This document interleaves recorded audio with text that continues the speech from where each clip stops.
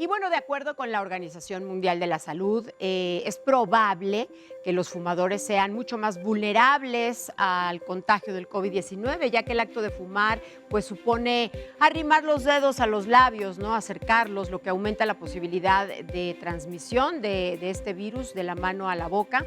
Y los fumadores pues también pueden padecer una enfermedad pulmonar o una capacidad pulmonar reducida, lo que potencia enormemente el riesgo de una enfermedad mucho más delicada, mucho más grave. Tenemos más información, vamos a ver. El consumo de tabaco es uno de los principales factores de riesgo de varias enfermedades crónicas, tal como el cáncer y las enfermedades pulmonares y cardiovasculares. Por otro lado, entre los factores de riesgo para presentar cuadros graves de COVID-19, las afecciones médicas previas como problemas cardíacos o pulmonares se encuentran entre los más delicados. En ese sentido, los fumadores pueden padecer una enfermedad pulmonar o tener una menor capacidad pulmonar, por lo que si un fumador adquiere la COVID-19, los síntomas de la enfermedad podrían agravarse de manera considerable. Al mismo tiempo, el acto de fumar supone acercar los dedos a los labios, un factor que aumenta la probabilidad de transmisión del virus de la mano a la boca. Además, ciertos artefactos para fumar como las pipas de agua suelen implicar el uso compartido de boquillas y mangueras, lo que puede facilitar la transmisión de la COVID-19 en ambientes comunitarios y sociales. Por si fuera poco, las afecciones que incrementan las necesidades de oxígeno o reducen la capacidad corporal de darle un uso adecuado a este gas, acarrean un mayor riesgo de sufrir afecciones pulmonares graves, como la neumonía. Y saludo esta mañana al doctor Luis Septién, él es médico neumólogo. Doctor Septién, mucho gusto y muchas gracias por darnos esta entrevista para Código Salud. Buen día. ¿Qué tal? Buenos días. ¿Cómo estás, Adriana? Gracias por la invitación. No, hombre, al contrario. Bueno, pues hablemos, por supuesto, ya vimos en la cápsula lo que es el tabaquismo. Está considerada como una enfermedad y una enfermedad que puede llegar a ser mortal inclusive, ¿no? Con consecuencias muy, muy delicadas, doctor. Sí, es correcto. Esto ya está estudiado desde hace mucho tiempo, los efectos que genera el tabaquismo en nuestro cuerpo. Y algo interesante y lo que se está buscando mucho ahorita es cuál es el vínculo que existe entre el tabaquismo y el COVID. Se ha visto que el humo de tabaco o en general el tabaco puede causar daño pulmonar a través de un proceso que produce un proceso de inflamación y liberación de unas sustancias que se llaman citocinas, que estas sustancias están involucradas en el evento de inflamación y sobre todo cuando tenemos un evento también de neumonía. También se ha visto que el tabaco puede alterar el sistema inmunológico de las personas y la gente que fuma puede tener un sistema inmune, digamos, un poquito más débil y unas células específicamente que se llaman los linfocitos T pueden alterarse por el efecto de este tabaco. Esto quiere decir que las personas que padecen tabaquismo, las personas que fuman, deben de tener mucho más precauciones, deben de tomar mucho más cuidados, por supuesto, para evitar ser contagiados por el COVID-19. Sí, es correcto. Las personas, sobre todo, lo mencionaban muy bien, lo mencionabas tú al principio, los pacientes que fuman están relacionados a algunas enfermedades de origen pulmonar, por ejemplo, la enfermedad pulmonar obstructiva crónica, pero también otras enfermedades, sobre todo las cardiovasculares, cardiopatía isquémica, insuficiencia cardíaca, hipertensión arterial, y cabe mencionar también diabetes puede estar involucrada en este subgrupo de enfermedades, y estos pacientes se ha visto que pueden estar un poquito más susceptibles a padecer COVID y precisamente se han hecho estudios clínicos en relación a esto. Una de las preguntas que dice, ¿por qué el paciente que es fumador o el paciente que tiene POC puede tener o tiene mayor riesgo de COVID? Se sabe o se ha estudiado que el COVID entra a la célula respiratoria o al epitelio respiratorio a través de un receptor específico que se llama receptor de convertidor de angiotensina y tipo 2. Y este receptor se ha visto en los estudios que en los pacientes que fuman activamente o en los pacientes que tienen EPOC, este receptor se expresa mucho más en las células. Entonces es mucho más fácil que el virus llegue y se transmite y se replique, entre al cuerpo a través o a la célula a través de este receptor y es más fácil o más factible que los pacientes se contagien. Claro. Si un fumador adquiere el COVID-19, doctor Septién, es muy probable que los síntomas de la enfermedad, lógicamente, pues se agudicen, se agraven.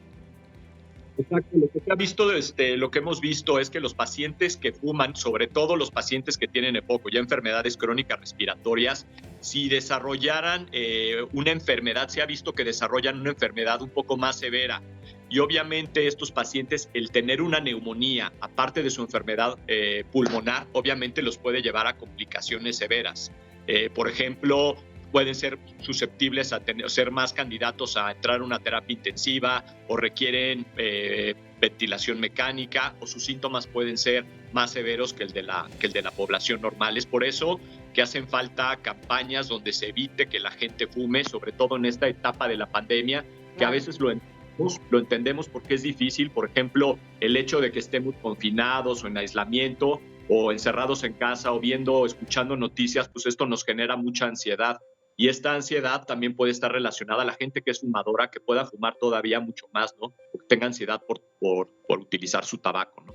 Claro. Doctor, ¿nos puede explicar qué es lo que sucede exactamente? Porque escuchamos mucho que hay una gran cantidad de pacientes intubados ya. Cuando se toma esta determinación o esta decisión ya de intubar a un paciente, ¿qué es lo que está sucediendo en sus pulmones? ¿Qué es lo que está pasando? Bueno, el virus entra al cuerpo a través de las células respiratorias, se empieza a replicar, empieza a reproducir, y eso lo que origina es un evento de inflamación severo y liberación de muchas sustancias. Entonces empieza como un foco neumónico tal vez pequeño, pero después este virus que se empieza a replicar, empieza una inflamación severa en la vía respiratoria, en los pulmones. Al tener estos pulmones inflamados, obviamente el que el paciente pueda respirar le empieza a costar más trabajo, empiezan los pacientes a respirar más rápido, los niveles de oxigenación empiezan a caer, el nivel de oxigenación normal es de 90% para arriba y los pacientes tienen dificultad para lograr esta concentración del 90%, entonces tienen que respirar mucho más rápido. Ahí es cuando nosotros detectamos que el paciente está sufriendo, que le está costando trabajo respirar, y hacemos alguna serie de estudios para corroborar esto, entre ellos la prueba de COVID, hacemos una tomografía o una radiografía de tórax y hacemos una prueba que nos ayuda mucho que se llama gasometría arterial. Se toma una muestra de la arteria donde nosotros evaluamos varios parámetros donde nos dice que el paciente está teniendo alteraciones en el nivel de oxigenación y en algunos casos en el intercambio de gases o retención de dióxido de carbono. Entonces, cuando sucede toda esta serie de factores y que el paciente no puede respirar, le baja la oxigenación, tiene alteración del intercambio de gases, entonces es el momento que tomamos la decisión de tener que llevarlo a ventilación mecánica invasiva, intubarlo.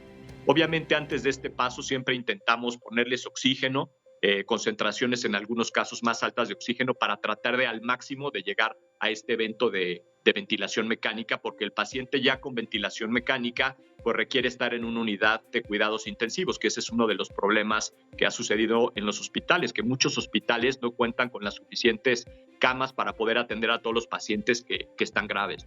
Claro.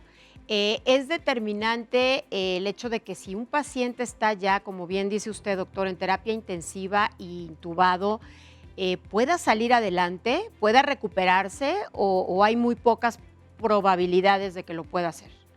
No, por supuesto que se puede recuperar, claro que sí, hemos visto muchos pacientes que se han recuperado, que han estado en ventilación mecánica y su recuperación es favorable. Ahí dependen muchos factores y uno de los factores muy importantes es el número de enfermedades que tengan los pacientes. Se ha visto que factores de riesgo en contra son la edad, son pacientes que tienen enfermedades como hipertensión, diabetes, obesidad. Pacientes que tienen muchas más enfermedades son los que pudieran tener, digamos, una mortalidad más elevada. Pero bueno, sí ha habido casos, sí los hay, por supuesto, doctor, de pacientes que han sido intubados y que se han recuperado, que han salido adelante. Decir que la mayoría de los que yo he tenido la oportunidad de ver y de atender se han recuperado satisfactoriamente. Obviamente el proceso a veces es un poquito largo, es lento, hay que esperar a que los pulmones se desinflamen, pero los pacientes sí se recuperan. Háblenos un poquito de la experiencia, doctor, que usted ha tenido en estos últimos días con algunos pacientes, por favor. Mira, claro que sí, he visto un poquito de todo. Afortunadamente, COVID no es una enfermedad en todos los casos que sea mortal. el 80% de los casos dan cuadros, digamos, parecidos a un cuadro gripal, con fiebre, con dolor de garganta, con tos seca, con malestar general, con debilidad, con fatiga. Y obviamente esos pacientes pues requieren tratamiento. No tenemos un tratamiento todavía específico, pero tratamos al máximo de que tengan los medicamentos que se ha visto que disminuyen la replicación del virus. Otro porcentaje. ¿Cuáles son estos medicamentos, doctor? Mira, algunos tipos de antibióticos como la citromicina hemos utilizado, otro medicamento que se llama hidroxicloroquina, otro que se llama ivermectina, son los que se han visto que pueden tener algún efecto para reducir la replicación del virus. Sin embargo, hay que tener cuidado porque no es bueno que la gente se automedique, ¿no? Entonces, es importante que acudan con su médico en el momento que tengan síntomas para que su médico les recomiende qué hacer. Otro porcentaje de los pacientes pueden desarrollar eventos de neumonía, o sea, la inflamación ya del pulmón como tal. Sí. Y en algunos casos, si no están graves, no están delicados o no les falta el aire, los podemos manejar. Digamos, cuando son neumonías leves, podemos intentar manejarlos a domicilio. ¿Qué paciente recomendamos que se hospitalice? El paciente que le está faltando el aire o que tiene niveles de oxigenación bajo. Esos son los pacientes que recomendamos que vayan al hospital a quedarse internados, porque si sigue progresando, la progresión de esta enfermedad es lo que se conoce como SARS, síndrome agudo respiratorio severo, y estos son los casos que sí han... Bien, cortamos, se cortó la comunicación. Interesante. Aquí está ya, nuevamente.